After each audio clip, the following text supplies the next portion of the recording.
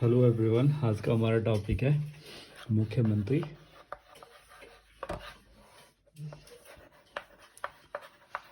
तो मुख्यमंत्री पद की जो संविधान में है वह अनुच्छेद 163 में वर्णन है और मुख्यमंत्री की जो नियुक्ति है वह राज्य का राज्यपाल करता है।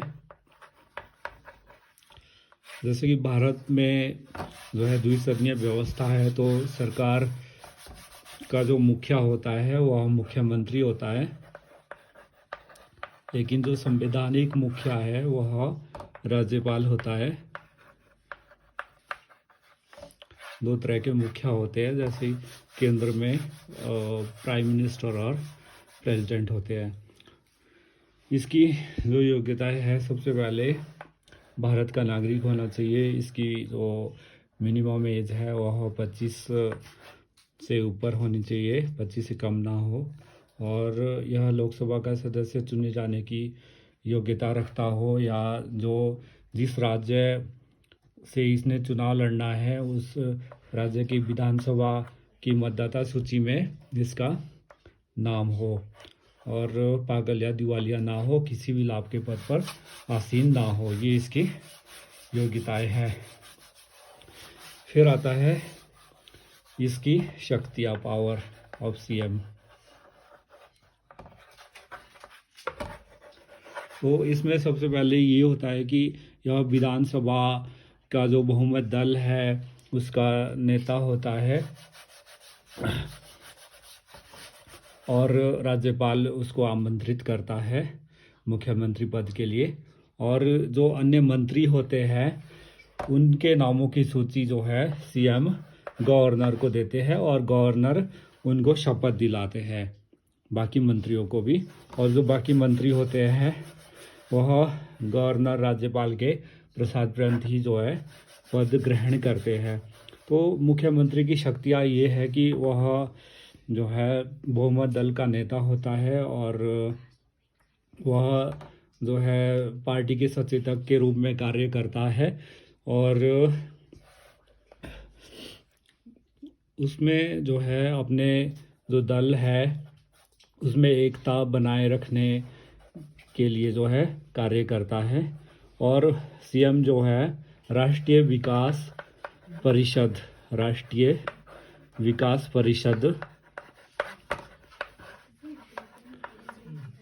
का सदस्य होता है, और यह भारत के जो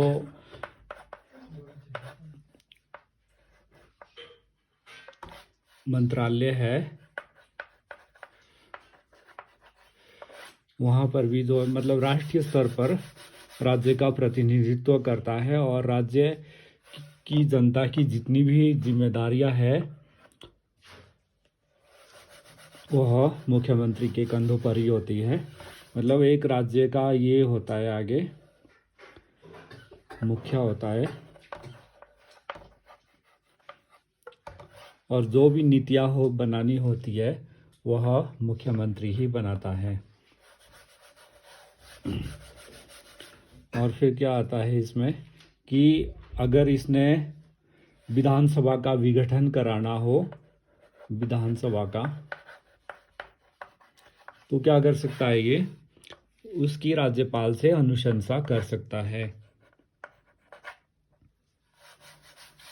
मतलब विधानसभा एक क्या है, अस्थाई सदन है, और जैसे कोई भी बिल पास करना हो तो मुख्यमंत्री उसमें जो है मुख्यमंत्री की सलाह ली जाती है, और जितने भी कार्य होते हैं राज्य में, कोई भी स्कीम लागू करनी है तो वह सीएम की मर्जी से ही होती है। जैसे किसी भी मंत्री को कोई मंत्रालय आवंटित करना है, किसी भी मिनिस्टर को, तो वह सीएम के आदेश अनुसार ही होता है, और उसको जो है पुनर्परिवर्तन भी कर सकते हैं। फिर इसमें आते हैं, एक विधानसभा आती है, एक आता है विधान परिषद।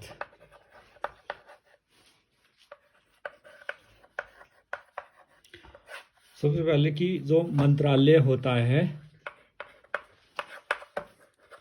वह विधानसभा के प्रति उत्तरदायी होता है, कलेक्टिव रिस्पॉन्सिबिलिटी के अनुसार कार्य करते हैं। और जो मंत्रालय है किसी भी देश का, जो भारत के जितने भी राज्य हैं उनमें जो मंत्रालयों की संख्या है वह जो है केंद्र सरकार के लिए भी 15% है, लोकसभा के जितने सदस्य हैं उनका, और राज्य सरकार के लिए विधानसभा के जितने भी सदस्य हैं उनके 15% ही मंत्री होंगे। लेकिन क्या है कि जो छोटे छोटे राज्य हैं वहाँ पर अलग अलग है, जैसे सिक्किम हो गया, उनके लिए 30 है, गोवा के लिए भी 30 है, और मिजोरम के लिए भी 30 ही है। इसमें क्या बताया गया कि जो विधानसभा की जो सदस्य की संख्या है वो मैक्सिमम 500 से ज़्यादा नहीं होनी चाहिए और 60 से कम नहीं होनी चाहिए। लेकिन कई स्टेट है जैसे मैंने अभी बताया 30 भी है। तो विधानसभा का जो कार्यकाल होता है वो 5 साल के लिए होता है। 5 साल के लिए बाद जो है पुनः चुनाव होता है, और इसमें जो प्रत्याशी है प्रत्यक्ष मतदान द्वारा चुने जाते हैं, लोगों के द्वारा डायरेक्टली। और इसमें क्या होता है कि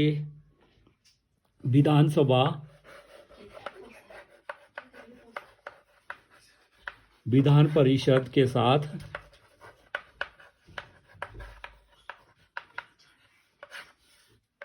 मिलकर जो है कानून बना सकती है, और विधानसभा जो है विधान परिषद के साथ मिलकर संविधान में संशोधन भी कर सकती है, और उसमें राज्यपाल भी जो है अहम भूमिका निभाता है। इन तीनों को मिलाकर क्या होता है कि वह कानून पास कर सकते हैं और संविधान में संशोधन भी कर सकते हैं। फिर क्या होता है कि जो धन विधेयक होता है, धन विधेयक नहीं, बजट विधानसभा क्या कर सकती है कि बजट तैयार करती है। जैसे मान लो कोई भी सरकार है, जो वर्तमान सरकार है वह बजट पास करती है, बजट प्रस्ताव, तो उसमें विधानसभा क्या कर सकती है कि उसमें कटौती कर सकती है या उसमें जो है अपने सुझाव दे सकती है। उस अनुसार जो है बजट में परिवर्तन किए जा सकते हैं, विधानसभा के पास ही पावर है। फिर क्या होता है जैसे कि कोई विधेयक पास करना हो, तो मैंने बता ही दिया विधेयक पास करने में भी अहम भूमिका निभा सकती है, कोई भी कानून पास कर सकती है।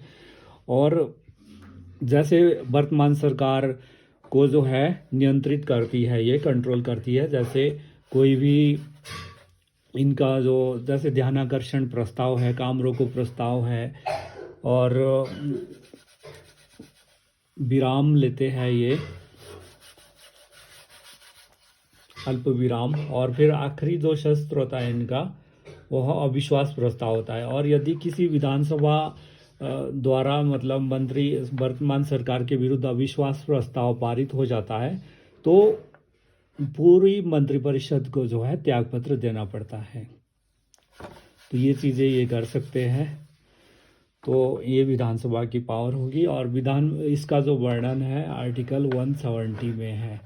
फिर आती है विधान परिषद, और जो हिमाचल विधानसभा में है वह 68 सीट्स हैं। अभी जो है कांग्रेस सरकार है, वर्तमान के जो सीएम है वह सुखविंदर सिंह सुक्खू जी है। ये हमीरपुर से है,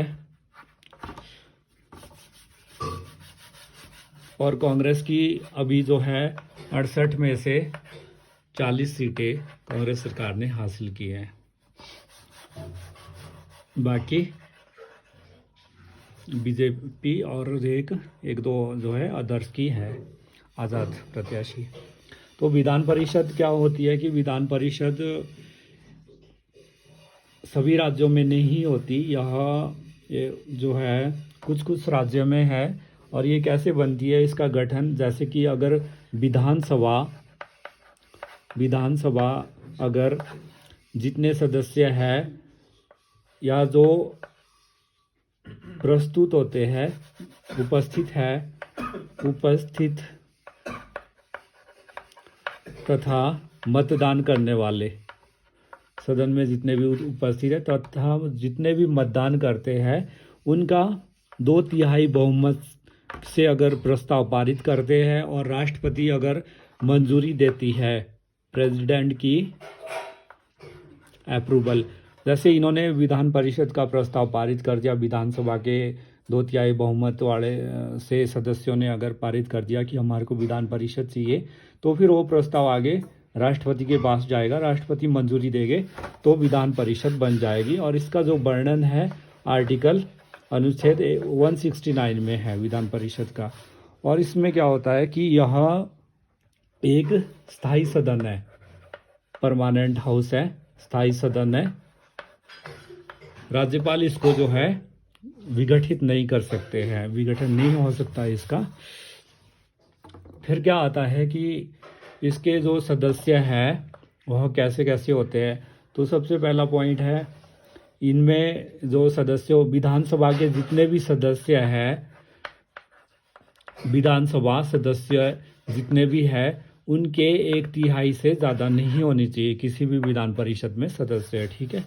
और दूसरा ये है कि यह 40 से कम भी नहीं होने चाहिए, ये दूसरा रूल है। लेकिन जम्मू कश्मीर जो है इसका अपवाद है, वहाँ पर जो है इसकी संख्या विधान परिषद के सदस्यों की 36 ही है। फिर क्या आता है कि इसमें जो सदस्य होंगे वो कहाँ कहाँ से लेंगे। तो इसमें क्या होता है कि 1/6 सदस्य कहाँ से आएंगे, ये गवर्नर जो है नॉमिनेट करते हैं, मनोनीत करते हैं 1/6 सदस्य। फिर क्या आता है कि इसमें 1/3 सदस्य कहाँ से आएंगे, विधानसभा से। विधानसभा के जितने भी सदस्य हैं उनके 1/3 सदस्य जो है विधान परिषद में विधानसभा से जाएंगे। और 1/12 सदस्य विधान परिषद की जितनी भी सदस्य संख्या है उनके 1/12 सदस्य कहाँ से लिए जाएंगे, पूर्व स्नातक के निर्वाचक मंडल से, पूर्व स्नातक के निर्वाचक मंडल है वहाँ से होंगे। फिर 1/12 ही सदस्य जो स्थानीय निकाय है, स्थानीय निकाय जैसे कि नगर पालिका हो गया या जल बोर्ड हो गया, इनका भी एक निर्वाचक मंडल होता है, 1/12 सदस्य है वहाँ से लिए जाएंगे। फिर 1/12 सदस्य कहाँ से लिए जाएंगे, ये जो अध्यापकों का एक निर्वाचक मंडल बना होता है 1/12 सदस्य वहाँ से इसमें लिए जाएंगे। फिर आता है इसका कार्यकाल। इसमें क्या होता है कि हर 2 साल बाद 1/3 सदस्य जो है अवकाश ग्रहण करते हैं, यानी कि एक सदस्य का कार्यकाल कितना हो गया, 6 साल हो गया, 6 ईयर। और इसमें आर्टिकल 173 अनुच्छेद 173 के अनुसार जैसे कोई भी सदस्य, कोई भी जैसे व्यक्ति है जिसकी आयु 30 वर्ष हो, मिनिमम 30 साल इसके लिए जो है विधान परिषद का सदस्य बनने के लिए योग्यता होनी चाहिए, तो वो और किसी लाभ के पद पर आसीन ना हो, वह विधान परिषद का सदस्य बन सकता है। फिर उसमें क्या आता है, इसके आगे जो है कार्य शक्तियाँ, यह भी विधान परिषद भी है विधानसभा के साथ, विधान परिषद प्लस विधानसभा प्लस राज्यपाल, ये तीनों मिलकर, मतलब ये मैन है कि विधान परिषद विधानसभा के साथ मिलकर कानून बना सकती है और संविधान में संशोधन भी कर सकती है, ये भी इसकी पावर है। और इसका जो धन विधेयक से रिलेटेड कोई भी वो नहीं होता, इसको मतलब ज़्यादा अहमियत नहीं दी गई है, शक्ति नहीं दी गई है, लेकिन फिर भी यह जो है विरोध कर सकती है, कार्यपालिका पर जो है प्रश्न उठा सकती है। जैसे कि सरकार अपनी मन मर्जी से कोई भी विधेयक पास करे तो उसमें जो है ये क्वेश्चन कर सकते हैं। काम रोको प्रस्ताव भी और चर्चा भी ये कर सकते हैं, जैसे चर्चा करनी हो किसी भी मुद्दे पर, और इनके पास किसी भी जैसे विधेयक को पास करने के लिए 14 दिन का समय दिया जाता है। और ये ऐसी संस्था है जहाँ पर जो विद्वान होते हैं ये मतलब आगे जो है विधानमंडल को या विधानसभा को ये अच्छी मतलब आगे राय देते हैं, सलाह देते हैं। तो गाइज आज के लिए इतना ही। Thank you.